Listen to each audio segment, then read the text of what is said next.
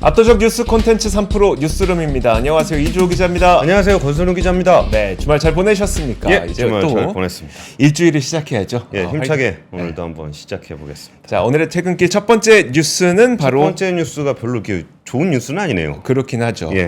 자, 그렇습니다. 헤드라인부터 먼저 한번 볼게요. 자, 요즘에 그 집값의 매매가가 계속 내려가고 있잖아요. 반면에 이제 매매가가 너무 높다 보니까 전세를 찾는 수요가 상당히 많아져서 전세가는 또 계속 상승하고 있습니다. 자, 이렇게 되면은 우리가 흔히 매매가 대비 전세가 비율이 어느 정도 되는지를 가늠하는 이제 전세가율이라고 부르잖아요. 이 전세가율이 계속 올라갈 수밖에 없거든요. 근데 전세가율이 올라가게 되면 무조건 깡통 전세가 되는 건 아니지만 깡통 전세의 위험성이 높아지는 건 사실입니다. 그래서 지금 깡통 전세의 위험이 좀 증가하고 있다는 뉴스가 나왔는데 부동산 114가 국토교통부 실거래가 자료를 토대로 아파트의 임대차 계약을 분석을 해봤어요. 그런데 매매가 대비 전세값이 비율, 그러니까 전세가율이 80%를 넘는 거래가 작년 2분기까지만 하더라도 19.4%였었는데 지난 4분기 보니까 이게 25.9%로 꽤 많이 높아졌다는 거죠. 화면을 함께 보시면서 같이 이야기 나눠보도록 하겠습니다. 자, 지금 화면에 보이는 것 가운데 전국 그 그래프를 보시면 됩니다. 그래서 파란색 그래프인데요. 파란색 그래프 보시면 지난 2분기까지만 하더라도 19.4%의 그러니까 전세가율 80% 넘는 거래가 19.4%였잖아요. 근데 이게 지난 그 4분기에는 25.9% 그리고 지난 1월에는 25.4% 거의 4채 가운데 한 채는 80% 이상의 전세가율을 보이고 있었다는 겁니다. 실제로 이제 그 전세가율이 높게 그러니까 80% 이상 거래가 많이 된 지역을 보면 아무래도 지방이 많겠죠. 서울보다는. 실제로 그 지역들을 보면 전북이 57.3%, 충북이 55.3%, 경북이 54.2% 이렇게 주로 지방에서 특히 전세가가 좀 높게 나타났습니다. 과거에도 그랬지만 깡통정세라고 하는 거는 매매가가 내리고 전세가가 오를 때 발생하는 경향이 있는데 이런 현상은 아무래도 수도권은 매매가가 그래도 높지 않습니까? 전세가는 상대적으로 좀 그래도 그러다 보니까 전세가가 낮게 보이는데 실제로 부동산 114가 매매가와 전세 가격의 격차를 지역별로 조사해봤어요. 그랬더니 서울은 4억 6,592만 원 정도니까 갭이 꽤 큽니다. 이 정도면 근데 경북을 가보면요. 427만 원 그리고 전북도 922만 원 충북도 1,500만 원 정도입니다. 이 정도의 갭 정도라면 정말 깡통 전세가 발생할 위험성이 좀 높은 그런 거래가 많다고 보시면 될 것 같은데요.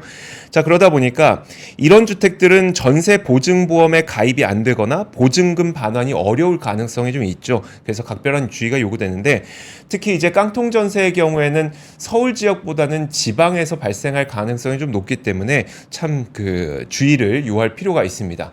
예, 이게 사실 그 가격 투명성의 문제인데 네. 사실 그 지금 전세 가격이 올라가는 거는 매매가가 내려오고 있으니까 지금 사면 네. 나중에 좀 더 내려갈까봐 이제 걱정이 되셔가지고 전세를 그렇죠. 많이 선택을 하시는 네. 것 같아요. 그러면서 전세 가격이 좀 올라가는 건데 80% 이상으로 올라간다라는 거는 이제 그거를 이제 가격을 서로 다 알 때는 그렇게 잘 안 되거든요. 네. 그러니까 뭐 빌라라든지 이런 쪽에서 전세 사기가 발생했던 것도 결국은 그 가격이 얼마인지 잘 모르니까. 네. 그렇게 됐었던 건데 사실 이게 깡통 전세 이게 서울에 비하면은 지방이 전세 가격이 싸다라고 느낄 수 있겠지만 네. 실제로 이제 가격의 부동산 시장이 냉각되게 되면은 빠지는 데가 더 많이 빠질 수가 있거든요. 그렇죠. 그래서 이런 부분들에 대해서는 또 요새 그 허그라든지 이런 데들도 네. 좀 깐깐하게 보는 경향들이 좀 있어갖고 그러다 전세 보증 안 되고 뭐 그러면 네. 그럼 그 다음 세입자가 들어왔을 때 그 가격을 또 받아야 나갈 수가 그렇죠. 있잖아요. 네. 근데 거기서 전세 보증이 안 된다거나 그러면 굉장히 네. 골치 아픈 상황이 될 수 있거든요. 그래서 이런 부분들은 좀 조심하셔야 될 것 같습니다. 네. 근데 지금 댓글창에서는 전세 가격보다는 그 이주호 기자 헤어스타일에 지금 관심이 많이 모이고 있습니다. 굉장히 중요한 이슈입니다. 굉장히 중요한 이슈죠. 뭔가 색깔도 좀 바뀐 것 같고 네. 슈퍼맨 같다고. 옛날부터 별명이었는데. 자, 그렇군요. 저는 좀 오늘 인상적이었던 게 이따가 갑자기 비대면 진료를 허용한다 그래가지고 네. 이거 왜 갑자기 비대면 진료를 허용하지? 이게 정부가 의대 정원 증원 문제를 가지고 압박을 하다가 이게 그 의료계의 불문율이 두 가지잖아요. 뭔가요? 의사 숫자 늘리는 거하고 네. 비대면 진료 허용하는 거. 두 가지죠. 예, 그게 굉장히 좀 예민한 골인데, 이걸 갑자기 비대면 진료까지 허용을 한다 그래가지고, 야, 이거 정부가 그냥 한번 작정하고. 푸는 김에 다 풀어버리려고 그랬나? 뭐 네. 이런 생각이 좀 있었는데, 뭐 그렇진 않고요.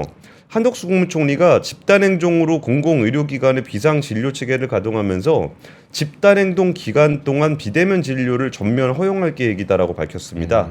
그러니까 혹시라도 뭐 전공의들이 파업을 하거나 이렇게 했을 때 그 의료 공백이 생길 수가 있잖아요. 네. 그러다 보니까 이제 비대면 진료를 한시적으로 허용한다라는 그런 얘기인 것 같아요. 근데 이게 그 말은 그렇게 했는데 네. 정무적인 맥락에서는 비대면 진료 의대 정원 동의하지 않으면 비대면 진료까지도 그냥 갈 수도 있어 라는 것에 대한 압박으로 느낄 수도 있을 것 같긴 합니다. 한 총리는 전국 409개 응급의료기관의 응급실을 24시간 운영하면서 응급, 중증 수술을 최우선으로 대응하겠다. 필수 의료 과목 중심으로 진료가 이루어지도록 하고 상황이 악화되면 공보위나 군의관을 투입할 수 있도록 준비하겠다라고 얘기를 했습니다. 네. 아무래도 오늘 이제 사직서 제출과 내일부터 출근을 안 하겠다라는 선언들이 좀 이어지고 있었는데요. 세브란스 병원 전공의들은 오늘 집단 사직서 제출을 완료했다고 합니다. 빅5 병원 중에 세브란스 전공의가 가장 먼저 행동을 하게 된 건데요. 그럼에 따라서 세브란스 병원은 이번 주에 예정된 수술의 50%가량을 취소를 했다고 합니다. 네. 제 아는 지인도 이제 네. 수술을 잡아놓은 게 있는데 그거 좀 미뤄질 것을 좀 염두에 둬야 되겠다라는 생각이 좀 하고 있더라고요. 이게 이 한번 미뤄지기 시작하면 수술이 이렇게 뒤로 쭉쭉쭉 미뤄지잖아요. 근데 다시 시작된다고 하더라도 뒤에 예약하신 분들은 또 더 뒤로 밀리는 거죠. 그렇죠. 네. 그런 부분들이 좀 있을 것 같고요. 그 집단 휴학 의사를 밝혔던 원광대 의대생들은 휴학을 철회했다고 합니다. 이게 그 원광대 학칙에 따르면 학부모 동의와 지도 교수 면담을 해야 휴학계를 낼 수 있는데 이런 요건을 갖추지 못했던 측면이 있고요. 그리고 이제 지도 교수와의 면담을 거쳐서 모두 휴학 의사를 철회한 것으로 파악이 됐습니다. 근데 이게 아까 전에 제가 왜 갑자기 비대면 얘기가 나오지라고 했던 거는 이거 웃으면 안 되는데 네. 갑자기 비대면 진료 테마주가 확 움직이는 거예요. 시장에서요. 네. 네. 아니, 그 생각을 못 하고 있다가 저 이제 그 주로 이 이야기 나누는 투자하시는 분들하고 같이 쓰는 단톡방에서 네. 갑자기 비대면 진료 얘기가 막 나오길래 웬 비대면 진료 얘기가 나오지라고 봤는데 거기에 이제 비대면 관련한 회사들이 20% 이상 많게 올라간 거는 뭐 상한가를 기록하기도 해서 참 주식 시장은 빠르다? 빠르다, 다이나믹하다. 다이나믹하다. 예, 그런 네. 생각도 좀 들었습니다. 네. 모쪼록 뭐 큰 갈등 없이 좀 봉합이 그러니까요. 됐으면 좋겠습니다. 사실 뭐 대화를 좀 많이 했으면 좋겠다는 생각이 듭니다. 자, 그리고 다음 뉴스 한번 보도록 하겠습니다. 다음 뉴스 실적 한번 볼 텐데요. 세계인의 라면이 증명됐다. 라면 3사 역대급 실적을 기록을 했습니다. 오늘 하루 만에 다 발표된 건 아니고요. 뭐 조금 전에 발표된 것들도 있는데 이제 오늘 오뚜기가 실적을 발표하면서 라면 3사의 실적이 이제 종합이 됐습니다. 보시면 오뚜기 진라면도 인도나 베트남 지역에서 좀 팔리면서 좀 인기를 끌고 있는데 지난해 연결 기준 매출액이 3조 4,545억 원, 영업이익이 2,548억 원 이렇게 기록했습니다. 뭐 이렇게 들으면 잘 모를 테니까 이제 증감률로 한번 살펴보면 매출이 8.5% 증가했고 영업이익이 37.3% 증가했습니다. 와, 30%. 많이 늘어난 거죠. 그런 것도 있죠. 그러니까 특히 음식료 기업들은 사실 인플레이션이 발생할 때 가격을 먼저 올려놨다가 예. 곡물 가격이 이제 좀 인플레이션이 안정되면서 떨어지면 그때의 실적이 좀 좋아지는 측면도 있잖아요. 이런 측면도 분명히 있는 것 같고요. 이번에 오뚜기가 어디에서 좀 많이 늘어났는지 보니까 냉동 간편식 그리고 조미 소스 등의 좋은 판매 실적으로 매출, 영업이익이 증가했다라고 설명을 했습니다. 농심도 작년 영업이익이 89.1% 증가했습니다. 매출은 9% 증가했는데 영업이익이 89%나 증가했습니다. 농심은 이제 면이나 스낵 이렇게 국내 주력 사업 매출뿐만 아니라 해외 사업 성장이 이어지게 되면서 영업이익이 증가했다고 했는데 대표 제품인 신라면의 작년 국내외 매출이 1조 2,100억 원을 기록해서 사상 최대를 달성한 걸 보니까 이 신라면은 해외에서도 굉장히 잘 팔린 것으로 분석이 되고 있습니다.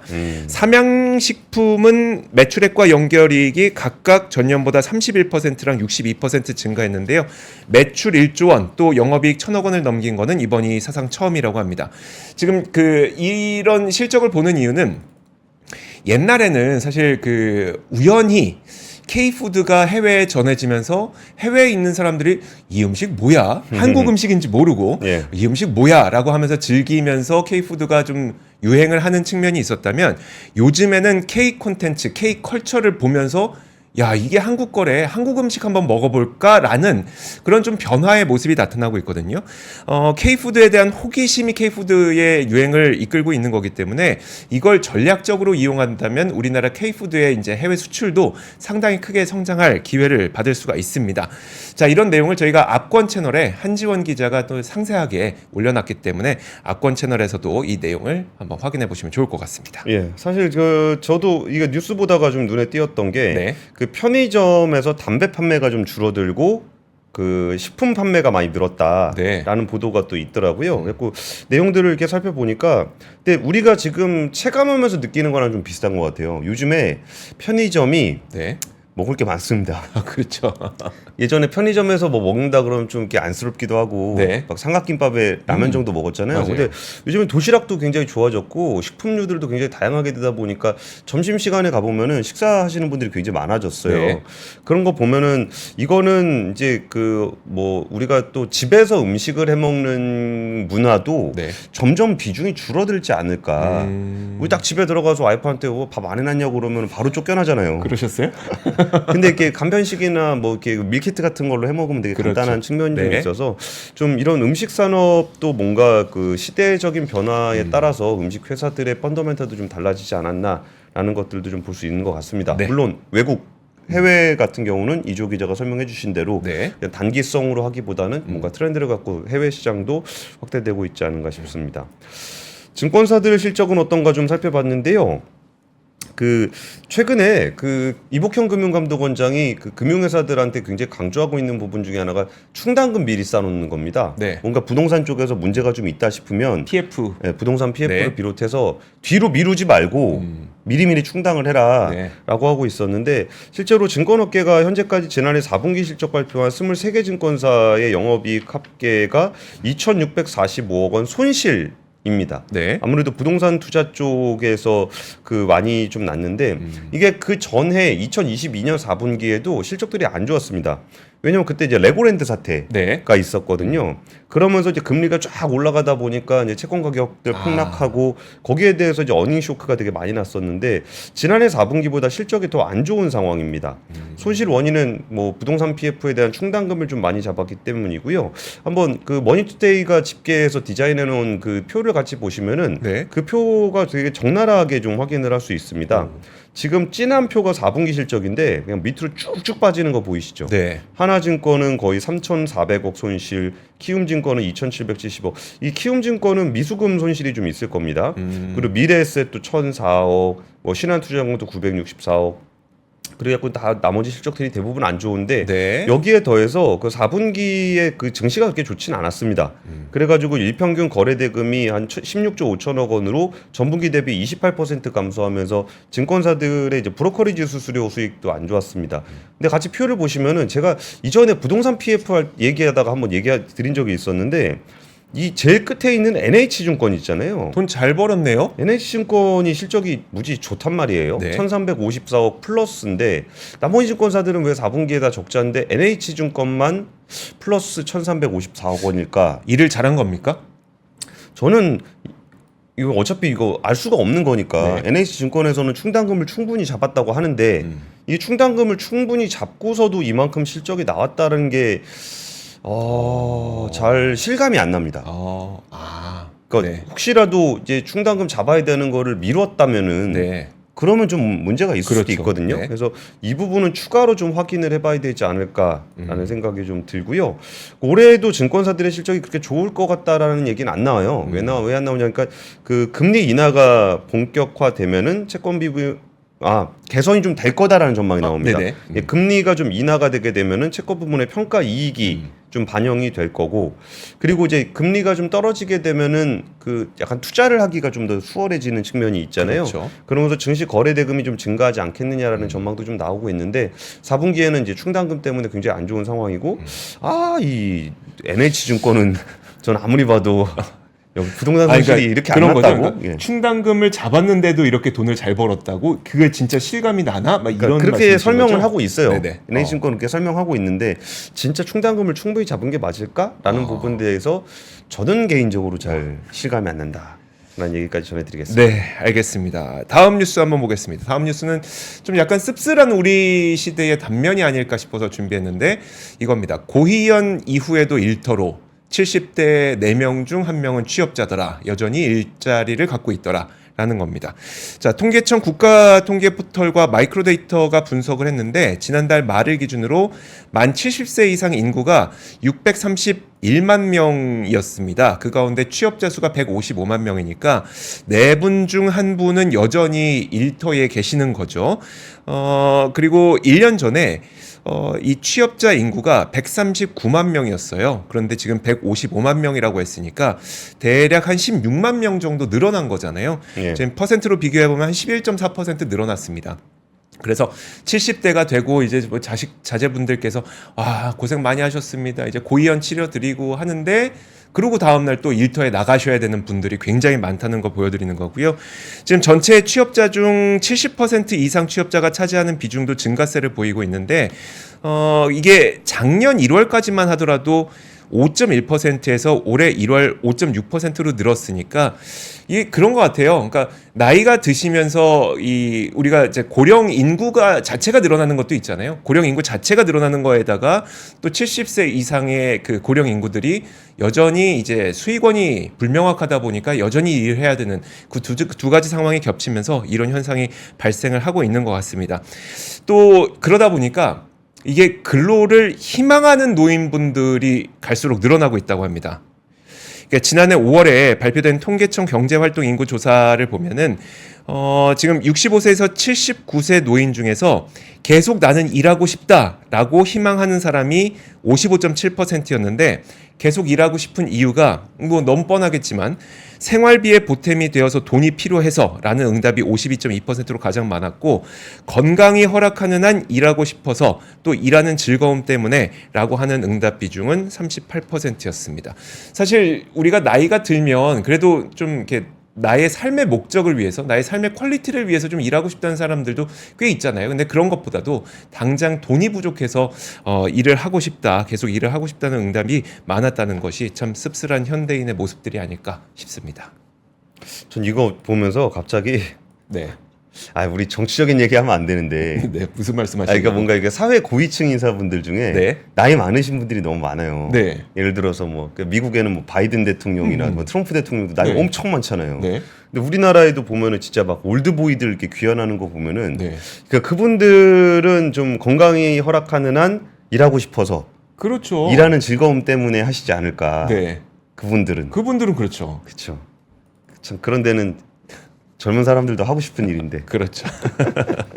그냥 뭐 재미없는 농담 한번 해봤습니다. 자, 그 삼성 4개 계열사 노동조합을 이제 초기업 노조라 그래서 저 초격차 얘기하는 줄 알았더니 삼성그룹 계열사 4군데가 노동조합을 합쳐서 한 15,800명 정도 규모의 삼성 초기업 노조가 출범을 했습니다. 네. 그러면서 이들이 주장했던 얘기 중에 좀 인상적인 게 뭐가 있었냐면은 그룹 차원의 임금 가이드라인 폐지와 컨트롤 타워 격인 사업 지원 태스크포스의 노사관계 관여 금지를 요구했다라는 얘기입니다. 근데 이 내용들을 보면은 삼성의 DX 부분이나 DX 노조, 삼성 디스플레이, 삼성화재, 삼성 바이오로직스 노조가 참여를 하고 있고요. 삼성 전기 노조도 이제 출범을 하게 됩니다. 그러면 지금 삼성 관계사 노조 중에 제일 큰 노조는 삼성전자 전국 노조 한 18,000명 정도 되거든요. 네. 그러니까 꽤 큰 규모입니다. 근데 여기서 이게 참 거버넌스 측면에서 좀 헷갈리는 부분이 있어요. 네. 그러니까 우리나라는 주식을 하시는 분들도 가끔 당황할 때가 나는 여기 개별 회사에다 투자를 했는데 왜 이 회사의 의사결정을 네. 다른 데서 할까? 네. 다른 이유로. 그렇죠. 거기 이제 대표적인 게 아까 그 사업 지원 태스크포스, 사업 지원 TF가 예전에 뭐 비서실이라든지 구조본이라든지 뭐 미전실 미전실이라든지. 뭐 이렇게 불리던 데잖아요. 그런 데는 이제 그룹 차원에서 이제 가이드라인을 주나 봐요. 저도 몰랐는데 그러면 이제 개별 기업별로 이제 노사 관계에 따라서 뭐가 좀 이렇게 있을 거 아니에요. 있잖아요. 회사 사정이. 네. 근데 그게 아니라 이제 전체적인 그룹 계열사에 대한 가이드라인을 정해주다 보니까 이게 그 개별 회사의 상황에 맞지 않는다라는 문제 제기를 하고 있는 겁니다.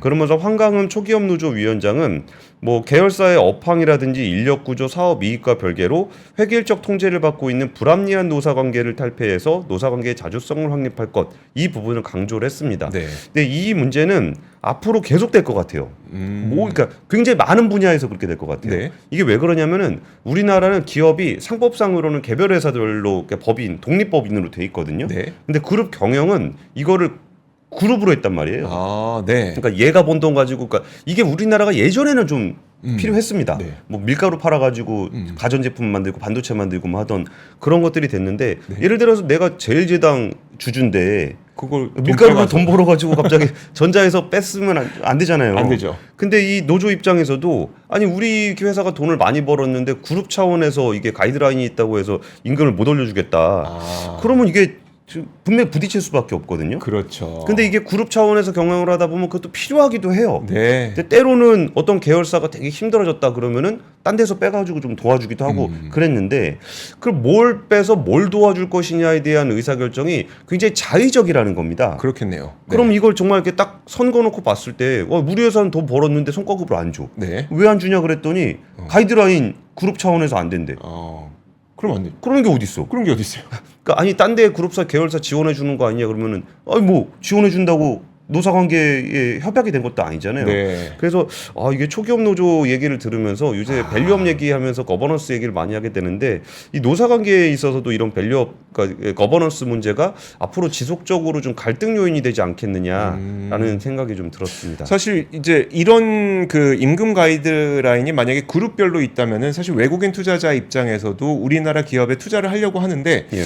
야, 얘네가 또 그 임금 가이드라인 때문에 여기서 돈 빠져나가고 절로 들어가면 어떻게라는 의구심을 가질 수도 있겠네요. 그러니까 그 불확실성이 리스크죠. 그만큼 네. 디스카운트를 시켜야 되는 거고 여기서 어떻게 될지 모르겠다라는 게 이제 디스카운트의 요인이잖아요. 네. 그래서 그런 부분들도 이게 노사 문제도 우리가 거버넌스 문제가 좀 영향을 많이 미치겠구나 싶어서 관련 뉴스 준비했습니다. 알겠습니다. 그러네요.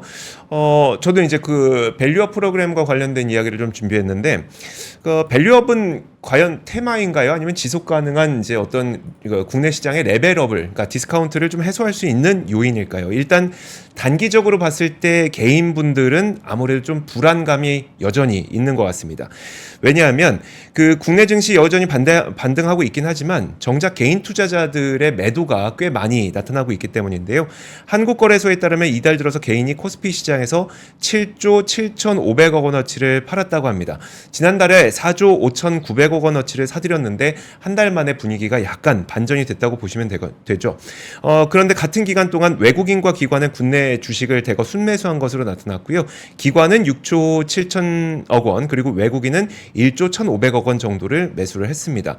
지금 기업 밸류에이션 프로그램을 도입하겠다고 한 이후에 개인과 이제 외국인 기관이 서로 반대되는 이 매매 움직임을 보이고 있는데 그럼 이런 이유는 무엇일까? 물론 그 정답은 우리가 알 수 없지만 시장에서 해석하기로는 이렇습니다. 연초부터 상당히 우리나라는 미국 시장은 계속 고공행진을 하는데 우리나라 증시는 굉장히 또 부진하지 않았습니까? 이런 부진을 겪었던 국내 증시가 밸류업 프로그램 통해서 상승세로 전환을 하게 되니까 여기서 이제 좀 손 한번 털까? 수익 실현 한번 할까? 라는 심리가 작용했다는 게 첫 번째고요. 또 두 번째가 기업 밸류업 프로그램에 대한 구체적인 세부 가이드라인이 이제 오는 26일 발표되지 않습니까? 여기에서 테마 양상으로 과열됐던 것에 대해서 단기 조정이 나오는 그런 현상으로 해석하고 있기도 합니다. 그러다 보니까 전문가들 사이에서는 오는 26일에 발표될 밸류업 프로그램의 세부 사항이 만약에 시장 기대치에 미치지 못할 경우에는 그러면 시장에서 좀 출렁거림이 있을 수도 있겠구나라고 관측을 하고 있고요. 개인도 개인이지만 여기에서는 이제 외국인들도 그러니까 PBR 기업들에 대해서 관심을 갖고 있었잖아요. 만약에 만족스럽지 못한 조치가 나오게 될 경우에 외국인들까지도 좀 빠져나가게 되면서 시장이 출렁거릴 수도 있다는 그런 관측인 겁니다. 일단 정부에서는 주주 환원을 공시하는 것뿐만 아니라 주주 환원을 했을 때에는 거기에 대해서 세제 혜택까지 인센티브 제공하는 방안도 고려하고 있다고 하니까 일단 기다려보긴 해야 되겠지만 이미 기대감에 많은 상승을 보였던 이 기업들 중심으로 밸류업 프로그램 그러니까 밸류업 프로그램에 대해서 구체적인 이 방안이 제시되기 전까지 좀 긴장감이 약간 고조되는 분위기가 나타나고 있는 것 같습니다. 근데 사실 밸류업 프로그램이 뭐가 나올 수 있을까요? 저는 인센티브는 상당히 좋을 것 같아요. 근데 예를 뭐 들어서 인센티브를 주면은 막 거버넌스가 개선되고 막 그럴까요? 저는 오히려 페널티를 강화해야 된다고 생각이 드는데, 네. 근데 저희가 말씀드리고 싶은 건 뭐냐면은 밸류업 프로그램은 뭐가 나와도 기업 가치를 올리는 데 도움이 되지는 않을 겁니다. 네. 그러니까 뭔가 주주 환원을 위해서 기업들이 노력할 수 있는 어떤 가이드를 해주는 거지. 그렇죠. 그거를 해가지고 뭐 법 규정 좀 바꿨다고 해가지고 갑자기 기업 가치가 달라지지는 않잖아요. 네. 근데 우리가 이제 기업 가치를 바꿔야 된다라는 생각을 많이 해야 될 때 좋을 것 같은데, 사실 개인들 7조 원 팔아치웠다도 뭐 그 개인이 팔았으면 외국인 기관이 샀을 샀겠죠. 거고 외국인이 샀다는 거는 개인이 팔았다는 그렇죠. 거잖아요. 네. 그러니까 저걸 반대로 따지면은 밸류업은 테마, 외국인은 7조 원 사들였다. 이런 거랑 또 같은 얘기란 말이죠. 그렇죠. 네. 그래가지고 이거를 그럼 뭔 생각이 들었냐면은 개인들이 왜 팔았을까라고 생각했을 때 그 주식들이 밸류업 주식들이 진짜 더럽게 안 올라가는 종목들이었어요. 네. 우리가 현대차 1년 내내 그랬잖아요. 맞아요. 도대체 맨날 피크아웃. 분기 맨날 실적 발표할 때마다. 실적은 계속 올라가고 네. 있고 판매는 계속 늘고 있는데 주가는 계속 안 가고 있고 그렇죠. 그거 얼마나 답답했겠어요. 그거 들고 네, 있으면서 그러면서 좀 오르면서 약간 좀 이제 수익 난 걸 좀 팔았을 것 같은데 네. 좀 그런 생각이 들었어요. 이게 기업 밸류업을 해서 진짜 이거 잘 될 것 같아서 내가 못 팔겠다.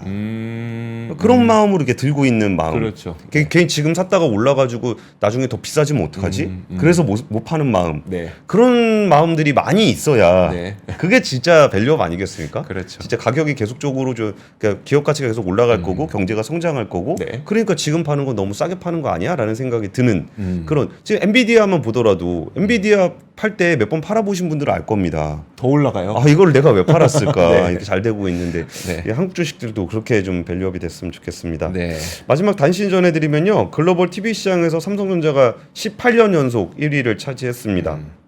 LG는 OLED 분야에서 11연속 1위를 했다고 하는데요. 시장 점유율 기준으로 봤을 때 매출 기준 점유율 삼성은 30%를 기록했습니다.